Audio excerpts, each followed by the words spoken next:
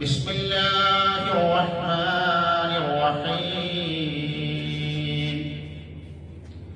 الحج أشهر معلومات فمن فرض فيهن الحج فلا رفث ولا فسوق ولا جدال في الحج وما تفعلوا من خير يعلمه الله وتزودوا فإن خير الزاد التقوى واتقون يا أولي الألباب.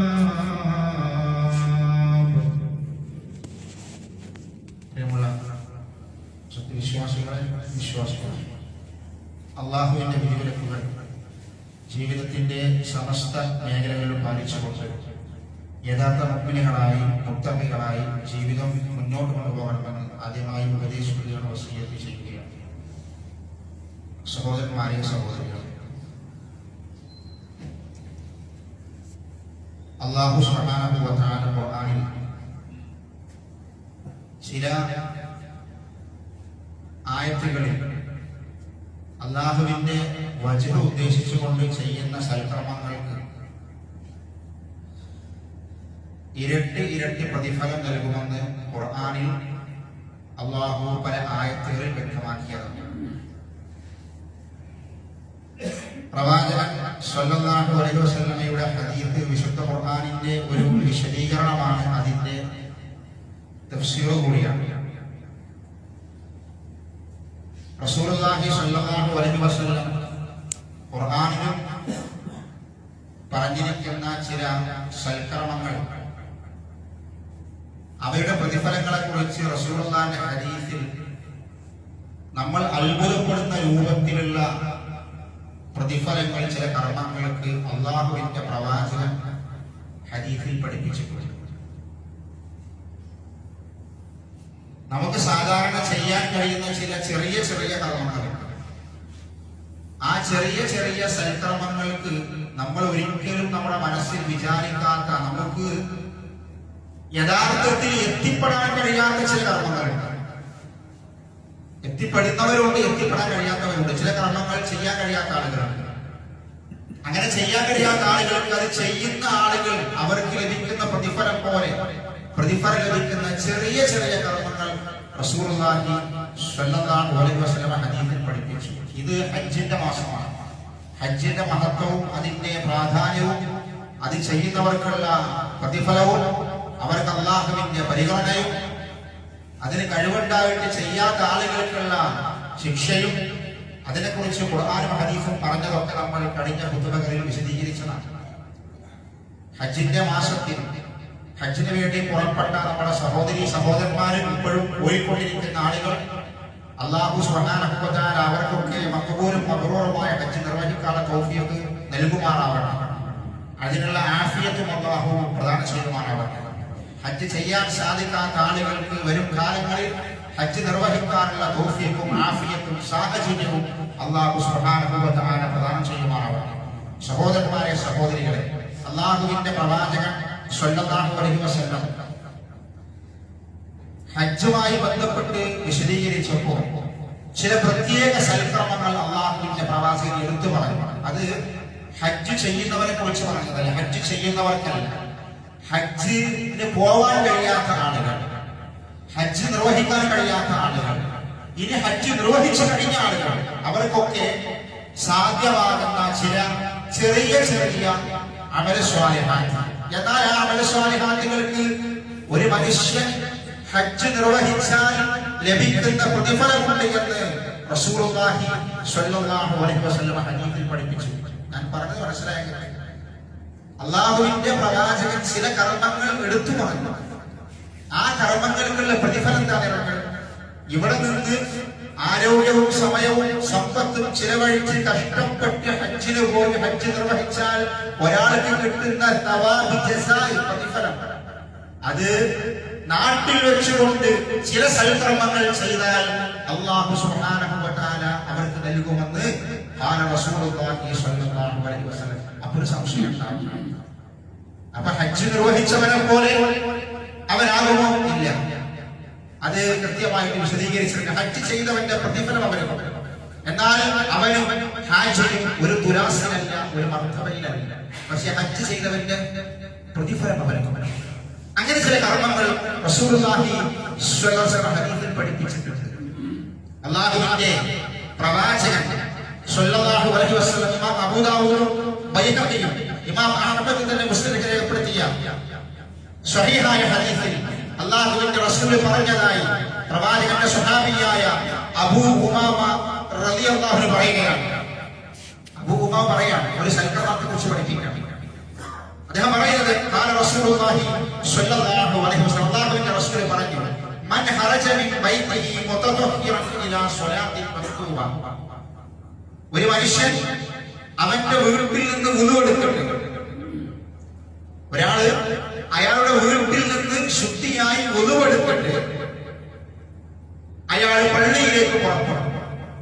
ഇലാ സ്വലാത്തി മക്തൂബ, ജമാഅത്ത് നമസ്കാരത്തിന്, ഫർദ് നമസ്കാരം നിർവഹിക്കാൻ, ജമാഅത്തായി നിർവഹിക്കാൻ വുളു എടുത്തിട്ട് വീട്ടിൽ നിന്ന് പള്ളിയിലേക്ക് പുറപ്പെട്ട ഒരു വ്യക്തി, ഫഅജ്റുഹു കഅജ്രിൽ ഹാജിൽ മുഹരിം, ഇഹ്റാമിൽ പ്രവേശിച്ച് ഹജ്ജ് നിർവഹിച്ച മുഹരിമായിട്ട് ഹജ്ജ് നിർവഹിച്ച ഒരു ഹാജിയുടെ പ്രതിഫലം അല്ലാഹു സുബ്ഹാനഹു വ തആല അവൻ നൽകുമെന്ന് പ്രവാചകൻ സ്വല്ലല്ലാഹു അലൈഹി വസല്ലം.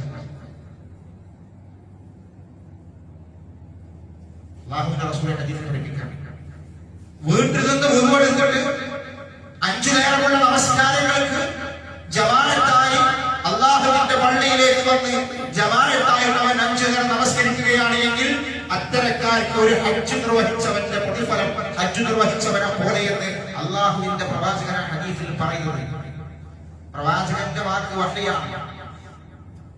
ജീവിതത്തിൽ ഒരിക്കലും കളവ് പറയുന്ന പ്രവാചകനെ പറഞ്ഞുവെങ്കിൽ സത്യമാണ്. എന്താ ചെയ്യേണ്ടത്? 5 നേരം ജമാഅത്തിന് വേണം, വീട്ടിൽ നിന്ന് വുളു എടുത്ത് വേണം, കച്ചവടത്തിന് വരുന്നതല്ല പറഞ്ഞത്, വീട്ടിന്റെ സാധനം വാങ്ങാൻ വേണ്ടി വരുന്നതിനെ കുറിച്ചല്ല പറഞ്ഞത്. അപ്പൊ പള്ളിയിലേക്ക് അതല്ല പറഞ്ഞത്. അവന്റെ നെയ്യത്ത് പള്ളിയാണ്. അവൻ വേറെ ചില ആവശ്യങ്ങൾക്ക് വേണ്ടി അങ്ങാടിയിലേക്ക് പള്ളിയിലേക്ക് വന്നപ്പോ പള്ളിയിലേക്ക് ജമാഅത്തിനെ അറിയുന്നതല്ല, അത് ജമാഅത്തിന്റെ കൂലിയുണ്ട്, അതല്ല പറഞ്ഞത്. ഇത് അവൻ എത്ര ദൂരത്ത് നിന്നാണെങ്കിലും നടന്നിട്ടാവട്ടെ വാഹനത്തിലാവട്ടെ അവന്റെ നെയ്യത്ത് ജമാഅത്തിലാണ്. അങ്ങനെ ഒരാൾ അവന്റെ വീട്ടിൽ നിന്ന് ഉതുവെടുത്ത് പുറപ്പെടണം. ഉതുവെടുത്തിട്ട് പള്ളിയിലേക്ക് 5 നേരം ജമാഅത്തിന് അങ്ങനെ ഒരാൾ വരികയാണെങ്കിൽ അല്ലാഹുവിന്റെ റസൂൽ പറഞ്ഞു, അവനൊരു മുഹരിമായ ഇഹ്റാമിൽ പ്രവേശിച്ച് ഹജ്ജ് ചെയ്ത ഒരുവന്റെ പ്രതിഫലം അവന് ഹജ്ജിന് സമാവും. ഒരു ഹാജിയല്ല, അതിനെ ഹജ്ജിന് മക്കൾ പോയി ചെയ്യേണ്ടതാണ്. പക്ഷേ പ്രതിഫലത്തിൽ ഇവരെ രണ്ടാളും ഒരുപോലെയാണ്. എന്നാൽ അല്ലാഹുവിന്റെ റസൂൽ ആ ഹദീസിന്റെ രണ്ടാം ഭാഗം പറയാണ്, വമൻ ഖറജ ഇലാ തസ്ബീഹിൽ ദുഹാ, ഒരു മനുഷ്യൻ ഇതുപോലെ ശുദ്ധിയായി അവൻ വുളുവെടുത്തു, ഇലാ തസ്ബീഹിൽ ദുഹാ, എന്നിട്ട് ദുഹാ നമസ്കാരത്തിന് വേണ്ടി പുറപ്പെട്ടാൽ, ദുഹാ നമസ്കാരം നമ്മളിൽ ഭൂരിപക്ഷം ആളുകളും നിർവഹിക്കാത്ത നമസ്കാരമാണ് ദുഹാ നമസ്കാരം. 5 നേരമുള്ള ഫർദ് നമുക്കറിയാം, അതിന് മുൻപുള്ള റവാത്തിബ് സുന്നത്തും മുൻപുശേഷമുള്ള റവാത്തിബ് സുന്നത്തും നമുക്കറിയാം. എന്നാൽ അറിയാത്ത കുറെ ആളുകളുണ്ട്. ഏത് ദുഹാ നമസ്കാരം അറിയാത്ത ആളുകൾ നമ്മുടെ കൂട്ടത്തിലുണ്ട്, അറിഞ്ഞിട്ടും അത് നിർവഹിക്കാത്ത ആളുകൾ നമ്മുടെ കൂട്ടത്തിലുണ്ട്. ഈ ഹദീസിന്റെ രണ്ടാം ഭാഗങ്ങളിൽ ദുഹാ നമസ്കാരത്തിന് വേണ്ടി ഒരാളിങ്ങനെ പുറപ്പെട്ടാൽ ലാ യൻസിബുഹു ഇല്ലാ ഇയ്യാ, ദുഹാ നമസ്കാരം മാത്രമാണ് ലക്ഷ്യം, ദുഹാ നമസ്കാരം മാത്രം. അങ്ങനെ ദുഹാ നമസ്കാരം മാത്രം ലക്ഷ്യം വെച്ചുകൊണ്ട് ഒരാൾ പള്ളിയിലേക്ക് വന്നു നോക്കുക, ദുഹാ നമസ്കാരം മാത്രം ലക്ഷ്യം വെച്ചിട്ട് ഒരാൾ പള്ളിയിലേക്ക് വന്നു നോക്കുക. അല്ലാഹുവിന്റെ റസൂൽ പറഞ്ഞു, ഫഅജ്റുഹു കഅജ്രിൽ മുഅ്തമിർ, ഒരു ഉംറ ചെയ്തവനെ പോലെയാകുന്നു അവന്റെ പ്രതിഫലം. ഒരു ഉംറ ചെയ്താൽ ഒരു ഉംറയ്ക്ക് ഒരു ഉംറക്കാരന് ലഭിക്കേണ്ട പ്രതിഫലം എത്രയാണ്? അത്രയും പ്രതിഫലം ദുഹാ നമസ്കാരത്തിന് വേണ്ടി പള്ളിയിലേക്ക് വരുന്ന ആളുകൾക്ക് ലഭിക്കുമെന്ന് റസൂലുള്ളാഹി സ്വല്ലല്ലാഹു അലൈഹി വസല്ലം. ആ നിയ്യത്ത് വേണം. അത്രയും മഹത്വമുള്ള നമസ്കാരം ദുഹാ നമസ്കാരം. 2, 4, 6 നമസ്കരിക്കാം. ഒരു ചെറിയ നിസ്കാരം, ഒരുപാട് ദീർഘിച്ചോദാ നിസ്കാരം, ചെറിയ സുഹൃത്തുക്കൾ നിസ്കരിക്കാൻ പറ്റിയ 2 നിസ്കാരം. ആ നമസ്കാരത്തിന്റെ മഹത്വം പ്രതിഫലം പറയുന്നത് അല്ലാഹുവിന്റെ റസൂൽ മറ്റൊരു ഹദീസിൽ പറഞ്ഞു, എന്താണെങ്കിൽ മനുഷ്യന്റെ ശരീരത്തിൽ 360 സന്ധികളുണ്ട്. 360 സന്ധികൾ, ഓരോ കിടക്കുകൾ ഓരോ സന്ധികളല്ല, 360 സന്ധികൾ മനുഷ്യ ശരീരത്തിലുണ്ട്. എന്നിട്ട് റസൂൽ പറഞ്ഞു, ഓരോ സന്ധികൾക്കും സ്വതക്കയുണ്ട്, ഓരോ സന്ധികൾക്കും പ്രതിഫലം ലഭിക്കുന്ന നന്മകൾ ചെയ്യേണ്ടതുണ്ട്. അപ്പൊ പ്രവാചകന്റെ സഹാബികൾ ചോദിച്ചു,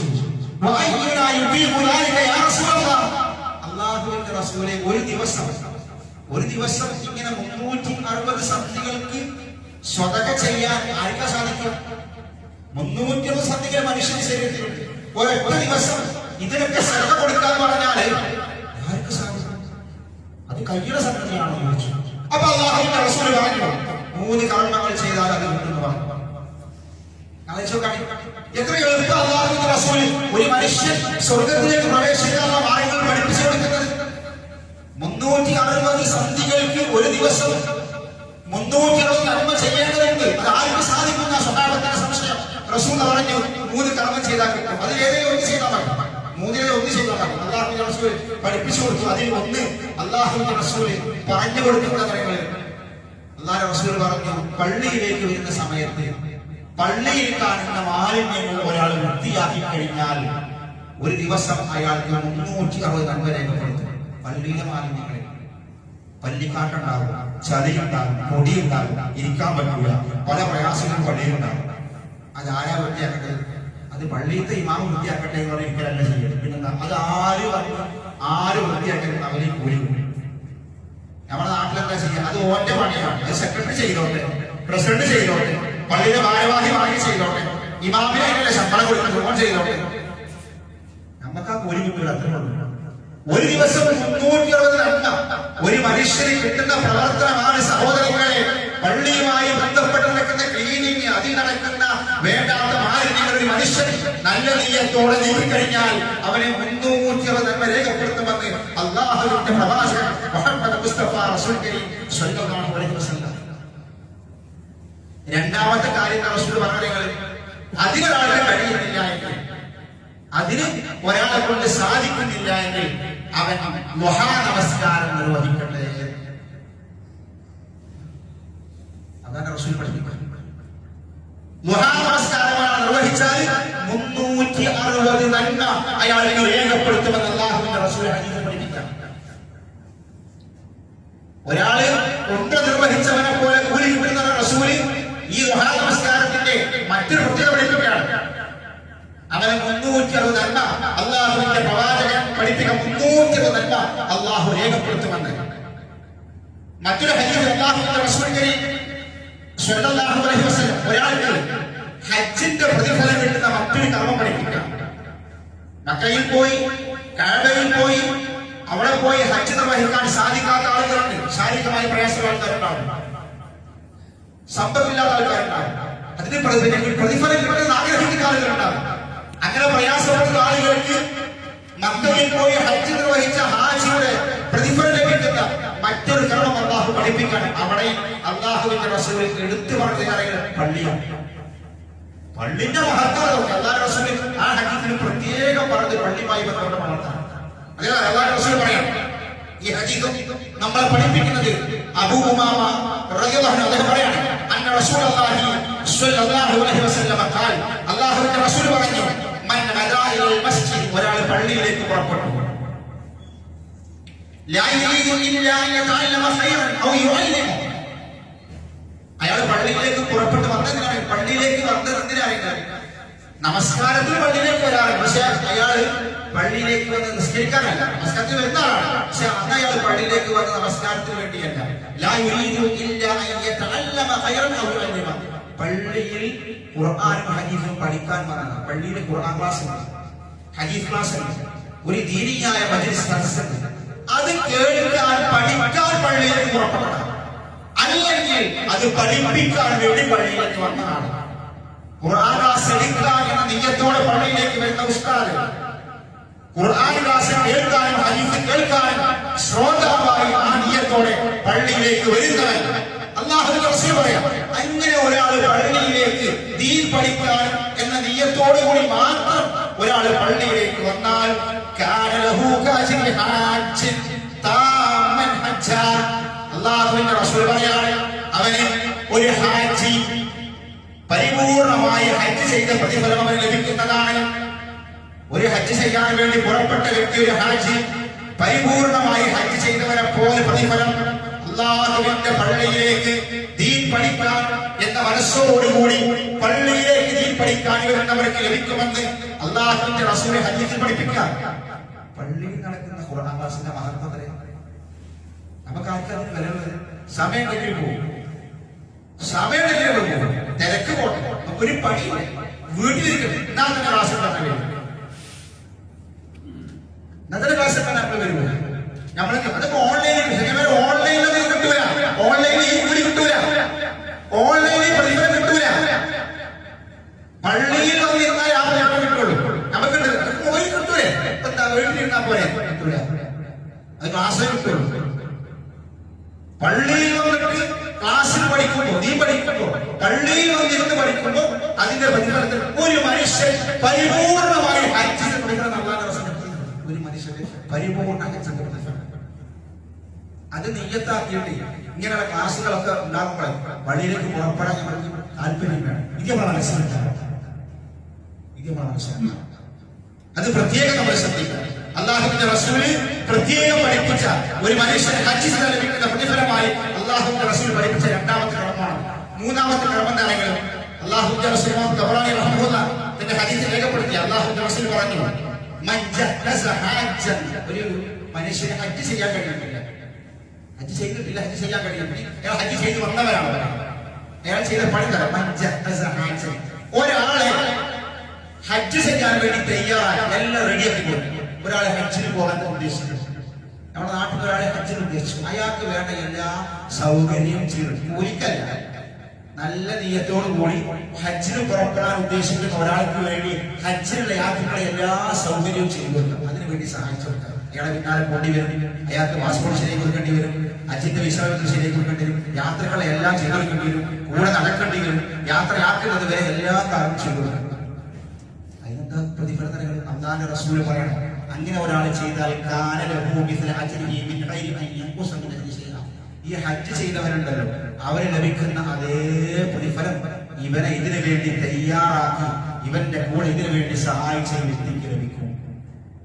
അവന്റെ പ്രതിഫലം കൊണ്ട് കുറയും. ഒരാളെ ഹജ്ജിന് പോകുന്നുണ്ട് പറഞ്ഞാൽ അവരുടെ എല്ലാ സഹായം ചെയ്തു. അങ്ങനെ ചെയ്താൽ ഈ പ്രതിഫലം എന്ന് അല്ലാഹുവിന്റെ റസൂൽ ഹദീസ് പഠിപ്പിക്കുക. അപ്പൊ നമ്മളെന്താ വെച്ചാല് അങ്ങനെയാണ് നമ്മുടെ കുടുംബത്തിലെ നമ്മുടെ സഹോദരങ്ങൾ സുഹൃത്തുക്കളായ ആളുകളൊക്കെ അതിനുള്ള സാഹചര്യം ചെയ്യാൻ വേണ്ടി നമ്മൾ മുന്നിട്ടിറങ്ങിയാൽ ഈ നീയത്ത് നമുക്ക് വേണം. എന്നെ കൊണ്ട് അതിന് സാധിച്ചിട്ടില്ല, എനിക്കതിന് കഴിയുന്നില്ല, എന്നാ കഴിയുന്ന ഒരാളുടെ ഓരെല്ലാം ചെയ്തു. എന്താ നീയത്ത്? അവന് കിട്ടുന്ന അതേ കൂലി പ്രതിഫലം എനിക്ക് ലഭിക്കും. അതേപോലെ പ്രത്യേകം ശ്രദ്ധിക്കേണ്ട സംഗതി ഹജ്ജുമായി ബന്ധപ്പെട്ടുകൊണ്ട് അല്ലാഹുവിന്റെ റസൂൽ പഠിപ്പിച്ച ഹദീസാണത്. ഈ ഹദീസ് വ്യാഖ്യാനിച്ചിട്ട് അല്ലാഹുവിന്റെ പ്രവാചകന്റെ സ്വഹാബികൾ വിശദീകരിക്കുകയാണ്. ഈ പ്രവർത്തനങ്ങൾ എന്ന് പറഞ്ഞാൽ ഹജ്ജിന്റെ പ്രതിഫലം ലഭിക്കുന്ന പ്രവർത്തനമാണ്. ഹജ്ജ് ചെയ്തവരും അവനും ഒരേ മർത്തബയും അല്ല. ഹജ്ജ് ചെയ്തവരും അവനും ഒരേപോലെ അല്ല. ഇവന് സമ്പത്തിലുണ്ടെങ്കിൽ ഇവന് ഹജ്ജ് ചെയ്യുന്ന നിർബന്ധമാണ് പോയി. പക്ഷെ പ്രതിഫലത്തിൽ രണ്ടാളും ഒരുപോലെയാണ്. മർത്തബയിൽ വ്യത്യാസമുണ്ട് എന്ന് അല്ലാഹുവിന്റെ പ്രവാചകന്റെ ഹദീസ് വ്യാഖ്യാനിച്ചുകൊണ്ട് മുഹദ്ദിസുകൾ വിശദീകരിക്കുകയാണ്. അതുകൊണ്ട് സഹോദരൻ പ്രത്യേകം ശ്രദ്ധിക്കേണ്ട മറ്റൊരു ഹദീസ് എന്താണെങ്കിലും റമദാനിലെ ഉണ്ടാകും ഹജ്ജിന്റെ കൂലി കിട്ടുന്ന സംഗതിയാണ്. റമദാനിലെ ഉണ്ടാകും. അല്ലാഹുവിന്റെ പ്രവാചകന്റെ ഹദീസിൽ ഇമാം ബുഖാരിയും മുസ്ലിമും റിപ്പോർട്ട് ചെയ്ത ഹദീസാണ്. അല്ലാഹുവിന്റെ റസൂല് അൻസ്വാരികളിൽപ്പെട്ട ഒരു സ്ത്രീയോട് ചോദിച്ചു, റസൂൽ ചോദിക്കാം, ഒരു സ്ത്രീയോട് അൻസ്വാരിയാണ് റസൂൽ, അല്ല ഞങ്ങൾ ഹജ്ജിന് പുറപ്പെട്ടപ്പോ ഞങ്ങളുടെ കൂടെ ഹജ്ജിന് പോരാൻ നിനക്ക് തടസ്സമായതെന്താ? നീ എന്താ പോരാതിരുന്നത്? റസൂൽ ആ സ്ത്രീയോട് ചോദിക്കും, നിങ്ങൾ എന്താ പോരാതിരുന്നത്? അപ്പൊ ആ സ്ത്രീ പറഞ്ഞു, കാലത്ത് അബൂ ഫുലാൻ അവര് പറഞ്ഞു, എന്റെ ഭർത്താവ് കുട്ടിയുടെ ഇന്ന ആളുടെ പിതാവ് അബൂ ഫുലാൻ ഇന്നവന്റെ വാപ്പ അഥവാ എന്റെ ഭർത്താവ് കാലഹു ജമലാനി രണ്ട് ഒട്ടകങ്ങളാണ്. ഞങ്ങൾക്ക് രണ്ട് ഒട്ടകങ്ങളാണ്, അദ്ദേഹത്തിന് രണ്ട് ഒട്ടകങ്ങളാണ്. അതിലൊരു ഒട്ടകത്തിന്റെ പുറത്ത് അദ്ദേഹവും അദ്ദേഹത്തിന്റെ മകനും കൂടെ ഹജ്ജിന് പുറപ്പെട്ടു. ഈ സ്ത്രീ പറയാം, റസൂൽ അദ്ദേഹവും മകനും കൂടെ ഒരു ഒട്ടകത്തിന്റെ പുറത്ത് ഹജ്ജിന് പുറപ്പെട്ടു. രണ്ടാമത്തെ ഒട്ടകം എന്ന് പറയാൻ ഞങ്ങൾ കൃഷി ചെയ്യുന്ന ആളുകളാണ്. കൃഷിക്ക് ഒട്ടകം ആവശ്യമാണ്. രണ്ടാമത്തെ ഒട്ടകത്തെ ഞങ്ങളുടെ കൃഷി സംരക്ഷിക്കാൻ വേണ്ടി അത് നനക്കാനും അതുമായി കാര്യത്തിന് വേണ്ടി രണ്ടാമത്തെ ഒട്ടകത്തെ അതിലും കൊടുത്തു. പിന്നെ എനിക്ക് പോരാൻ ഒരു മാർഗം. അങ്ങനെ രണ്ടൊട്ടകേ ഉള്ളൂ. ഒന്ന് ഞങ്ങളുടെ ഉപജീവനത്തിന് വേണ്ടി വിട്ടതാണ്.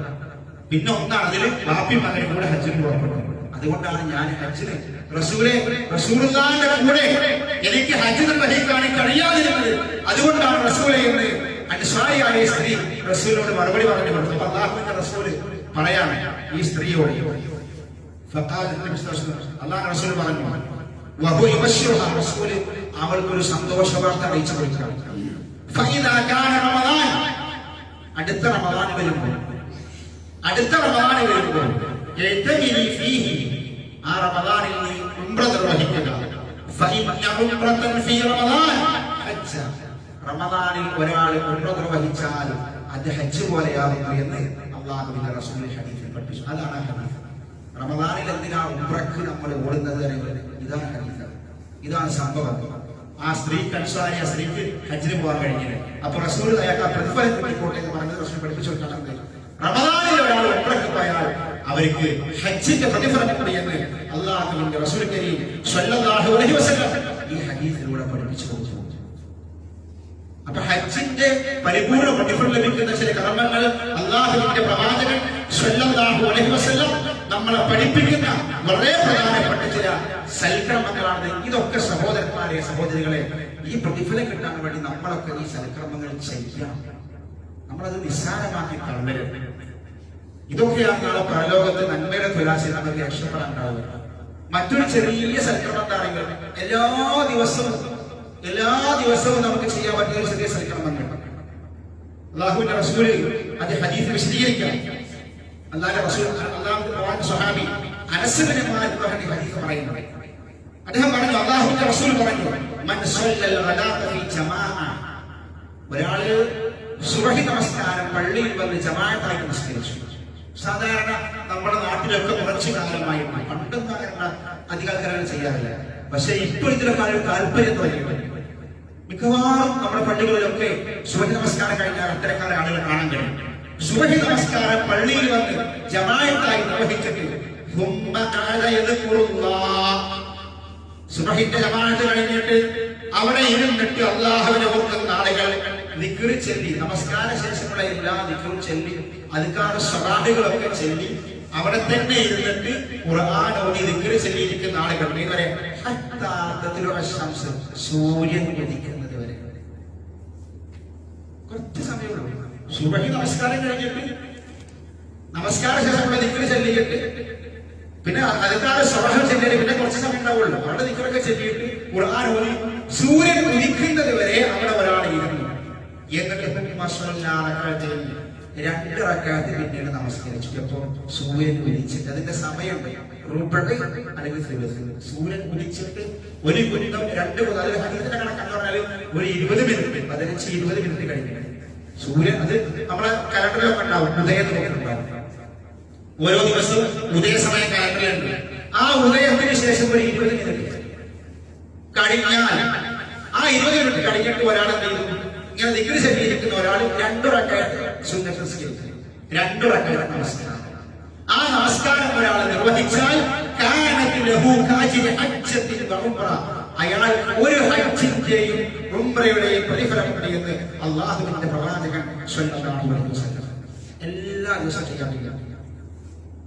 തിരക്കുള്ളവർക്ക് പോകാം, നമ്മളെ ഇഷ്ടം പോലെയാണ്. അങ്ങനെ ചെയ്യാൻ കഴിയുന്ന ആളുകൾ ചെയ്യാതെ സുബ്ഹി നമസ്കാരം കഴിഞ്ഞിട്ട് കുറച്ച് സമയമുള്ളത് നമസ്കാരത്തിലുള്ള ദിക്ർ ചൊല്ലി അദ്കാർ സ്വലാത്ത് ചൊല്ലി പിന്നെ സൂര്യൻ ഉദിച്ച് ഒരു ഉദയ സമയം കഴിഞ്ഞാൽ ഒരു 20 മിനിറ്റ് സമയം 15 മിനിറ്റ് സമയം കാത്തിരുന്നാൽ എന്ത് ചെയ്യാം? 2 റക്അത്ത് സുന്നത്ത് നിസ്കരിച്ചിട്ട് പോകും. ആ നമസ്കാരത്തിനാണ് സ്വലാത്തുൽ ഇശ്റാഖ് എന്ന് പറയുന്നത്. സ്വലാത്തുൽ ഇശ്റാഖ്. അങ്ങനെ നമസ്കരിച്ച ആളുകൾ പിന്നെ എന്ത് വേണം? സ്വലാത്തുൽ ദുഹാ ആവശ്യമാണ്. അത് ദുഹാ നമസ്കാരമാക്കി പരിഗണിക്കും. പിന്നീട് സ്വലാത്തുൽ ആവശ്യമില്ല. അതല്ലാത്ത ആളുകൾ ദുഹയായിട്ട് വേറെ നമസ്കരിക്കാൻ, ഇങ്ങനെ നമസ്കരിക്കുന്നവർക്ക് പിന്നെ സ്വലാത്തുൽ ആവശ്യമില്ല. സ്വലാത്തുൽ ദുഹയുടെ സമയം അവിടുന്ന് തുടങ്ങും. ഈ 20 മിനിറ്റ് കഴിഞ്ഞാൽ തുറക്കും. പിന്നെ വിശാലമാണ്, ദുഹറിന്റെ സമയം വരെ അത് വിശാലമായ സമയം. ഇങ്ങനെ നിർവഹിച്ചാൽ ഒരു ഹജ്ജ് ഉംറയും നിർവഹിച്ച കൂലിയാണ്. റസൂലുള്ളാഹിന്റെ ഹദീസാണ്. അല്ലാഹുവിന്റെ റസൂലിന്റെ ഹദീസ് പറഞ്ഞാൽ പിന്നെ അത് നമുക്ക് സ്വീകരിക്കാം. അവിടെ സംശയിച്ചിരിക്കേണ്ട ആവശ്യമില്ല. അത്ര കിട്ടും. അത് റസൂൽ പറഞ്ഞതാണ്. ഇതൊക്കെ എന്താണ്? സ്വർഗത്തിലേക്കുള്ള മാർഗങ്ങളാണ്. അല്ലാഹുവിന്റെ പ്രവാചക ഹദീസ് കണ്ടാൽ അത് പ്രാവർത്തികമാക്കാൻ, അത് അധ്വാനിക്കാൻ വേണ്ടി നമ്മൾ ശ്രമിക്കണം. പള്ളിയിൽ വന്നിട്ട് ഈ നമസ്കാരം ഇരിക്കുമ്പോൾ ശ്രദ്ധിക്കുന്ന സമയത്താണെങ്കിൽ അവിടെ ഇരുന്ന് വർത്തമാനം പറഞ്ഞിട്ടുണ്ട്. അങ്ങനെ കുറെ പള്ളിയിൽ കാണുന്നുണ്ട്. നമസ്കാരം കഴിഞ്ഞിട്ട് ഓടിക്കുന്നത് അവിടെ പിന്നെ കൂടി ചർച്ചയാണ്, വേറെ ചർച്ച. എന്നിട്ട് സുബഹിന്റെ സൂര്യൻ ഉദിച്ചാലും ഒരു രണ്ടര നിസ്കരിച്ചു. അതുകൊണ്ട് കാര്യമില്ല. അവിടെ ഇരുന്ന് വേറെ കണക്കൂടി വേറെ ചർച്ച, നാട്ടിലെ മുഴുവൻ ചർച്ച, രാഷ്ട്രീയ ചർച്ച ഒക്കെ നടത്തിയിട്ട് സൂര്യൻ ഉദിച്ചാൽ നിസ്കരിക്കുക. അതിനാ മൂല്യമൊന്നുമില്ല. അവിടെ ഇരുന്ന് ദിക്ർ ചെല്ലുക, വേറെ പരിപാടി പാടില്ല. അവർക്ക് ഈ പ്രതിഫലം. അതുകൊണ്ട് സഹോദരന്മാരെ, സഹോദരികളെ, ഇതൊക്കെ ഹജ്ജ് ഉംറയിൽ പ്രതിഫലമായി അല്ലാഹു റസൂൽ പഠിപ്പിച്ചതാണ്. അതൊക്കെ കരസ്ഥമാക്കാൻ നമ്മൾ ശ്രമിക്കുക. അല്ലാഹു സുബ്ഹാനഹു വ തആല നമുക്ക് തൗഫീഖ് നൽകുമാറാവട്ടെ.